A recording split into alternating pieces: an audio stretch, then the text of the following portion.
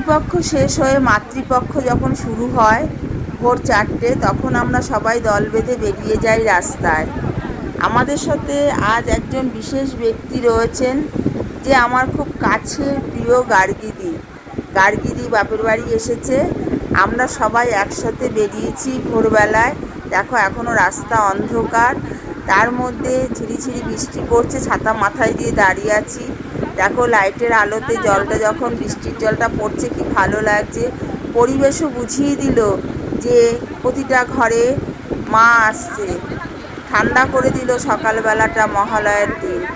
দেখো সত্যি অপূর্ব লাগছিল। আমরা অনেকে ছিলাম। তারপরে যখন বৃষ্টিটা থেমে গেল, আমরা আস্তে আস্তে পুকুর পাড়েও গিয়েছিলাম, কিন্তু তখনও কোনো লোক আসেনি তর্পণ করতে। বেশ কিছুক্ষণ আমরা ওখানে হাঁটাচলা করে ফিরে এলাম চায়ের দোকানে। ভিডিওটা আমি তুলছি বলে আমাকে তোমাদের দেখাতে পারিনি। সবাই চায়ের আড্ডায় ছিলাম। অনেকক্ষণ আমাদের এই চাঁদের হাট বসেছিল চায়ের দোকানে। চা বিস্কুট খাওয়া হলো, খুব মজা করলাম। কেউ সেলফি তুললো, কেউ ভিডিও করলো।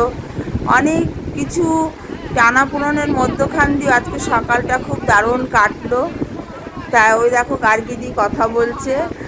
তারপর সবাই আমরা বাড়ি ফিরে এলাম। কেমন হলো আমাদের ভিডিওটা, কেমন লাগলো তোমাদের এই ভিডিওটা, অবশ্যই জানিও কিন্তু।